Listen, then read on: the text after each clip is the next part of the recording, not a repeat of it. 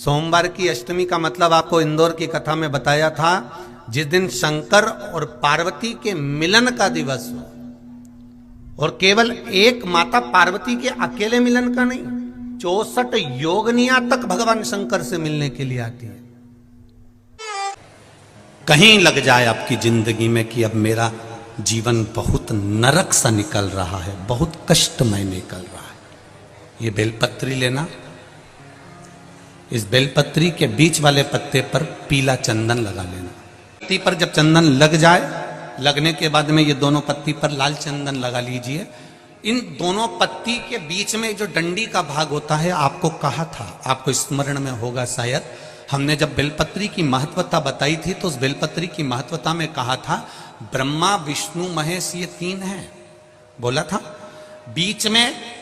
ये बड़ी पत्ती से लेकर जो दो पत्तियां होती हैं, इनके बीच में जो जगह बचती है, इसमें मां पार्वती के 64 योगनियां, मां पार्वती अपनी पूर्ण सिद्धि के साथ में जितनी भी देवी के स्वरूप हैं, वो माता 64 योगनियां देवी के स्वरूप में यहां पर विराजमान होती हैं। दो पत्ती के नीचे से जो डंडी होती है नीचे तक, ये पूरी डंडी में 33 कोटि देवी देवताओं विराजमान होते हैं इस पूरी डंडी के अंदर। तो ये बीच वाली पत्ती है, ये जो बीच वाली पत्ती का जो भाग होता है, इस पत्ती के भाग में शहद का प्रयोग कर कर, यहां पीला चंदन, लाल चंदन, शहद का प्रयोग कर कर, इसी तरह से पकड़कर ये बेलपत्री की जो डंडी है वो अशुक सुंदरी पर जब आप समर्पित करें तो जहां से जल बहता है उस ओर पर इस पत्ती को चढ़ाकर केवल आपके हृदय की बात कहकर देव अधिदेव महादेव से कोई भी शिव जी का मंत्र, पंचाक्षर नमः शिवाय, षडाक्षर ओम नमः शिवाय, श्री शिवाय नमस्तुभ्यम, या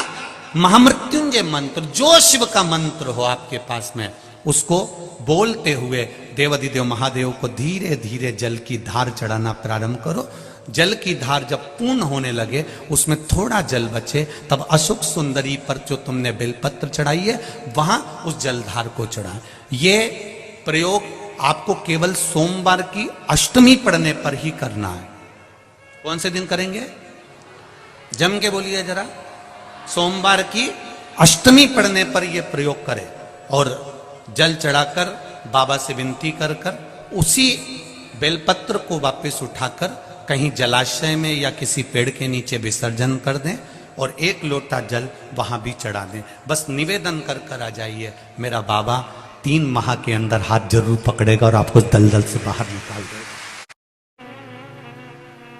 आपकी कोई कामना है, आपका कोई भाव है, आपके हृदय की कोई बात है जो बहुत दिनों से लगे हुए हो, और बाबा हो सकता है कि किसी कारणवश पूर्ण ना हो रहा हो। कई लोग कह भी देते हैं गुरुदेव, कोई कहते हैं, जैसे आज कोई कह रही थी बच्ची की मैंने शिव महापुराण में पशुपति व्रत सुना और उसको करा, उसका लाभ मुझे मिला। मेरे पति ने भी करा, उसका भी लाभ मुझे मिला। पर एक काम गुरुदेव ऐसा अटका हुआ है कि वो काम हम करना चाह रहे हैं, व्रत भी कर लिया, अनुष्ठान भी कर लिया, पर फिर भी वो व्रत के कारणवश भी वो कार्य नहीं हो रहा। तो समझना कि कोई कार्य बड़ा भारी होगा और बाबा उसको कर नहीं रहा है, या कोई काम अटक रहा है। तो हमने पहले भी कहा, ये बीच की जो पत्ती है ये देव अधिदेव महादेव है, ये ब्रह्मा, ये विष्णु है। इन दोनों पत्ती के मिलन से लेकर इस पत्ती के बीच की जो डंडी है, ये नीचे की डंडी का वर्णन नहीं कर रहे हैं, इन दोनों पत्तियों के बीच में जो डंडी है बची हुई, जो तीनों के बीच में एक डंडी का जो भाव है, ये माता जगत जननी जगदम्बा माता पार्वती है। इस डंडी के नीचे का जितना भाग है, ये 33 कोटि देवताओं को दर्शाता है। बेलपत्री के नीचे पिछले वर्ष की श्रावण की कथा यदि आप निकालेंगे और उसको पेज पर जाकर आप सुनेंगे तो आपको प्राप्त होगा कि उसमें भी कहा था कि जब आप पशुपति व्रत कर रहे हो या कोई नियम धारण कर रहे हो या कोई आपने नियम उठा रखा है और वो कार्य आपका हो ही नहीं रहा, आपने 2 बार पशुपति व्रत कर लिए, आपने ये कर लिया, आपने प्रदोष कर लिया, आपने सोमवार कर लिया, आपने सारे अनुष्ठान कर लिए, बहुत सारे उपाय भी करे तो भी नहीं हो रहा है, तो इस बीच वाली पत्ती पर शहद लगाकर बाबा का जो शिवलिंग है उस शिवलिंग को इसको छुआ दीजिए या उससे चिपका दीजिए और उस पर अपनी हथेली रखकर कामना कर कर वापिस घर को आ जाइए।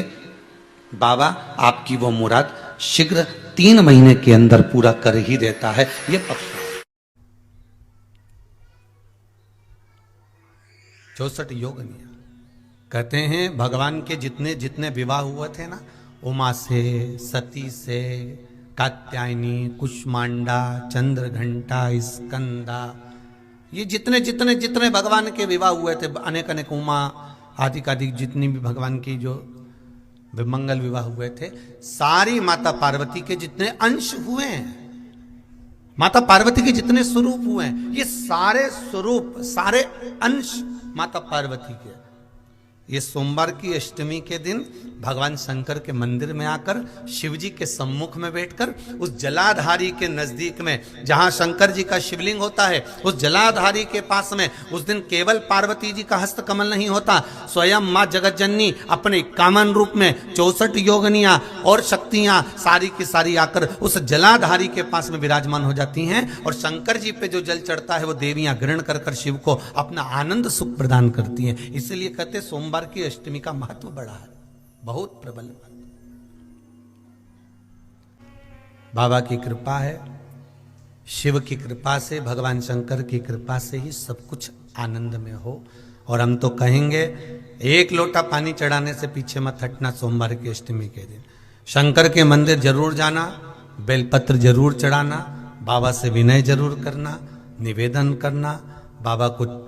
पूजन करना, घी का दीप लगाना और बाबा से विनय करना, बाबा मेरी ये मनोकामना है, मैं तो आपके चरणों में समर्पित करने के लिए आया,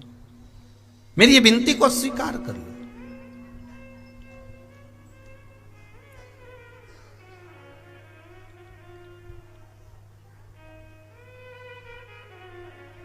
तेरे दरबार की बाबा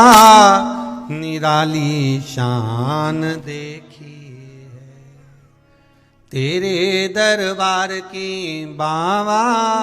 निराली शान देखी है, तुझे देते नहीं देखा पर झोली भरी देखी। बाबा कभी मैंने आपको देते हुए नहीं देखा, पर तेरा भजन करने वाला, तेरा स्मरण करने वाला, तेरा कीर्तन करने वाला, तेरा मंत्र जाप करने वाला, तेरा नाम जाप करने वाला, तेरी भक्ति में डूबने वाला कभी खाली तो नहीं रह सकता।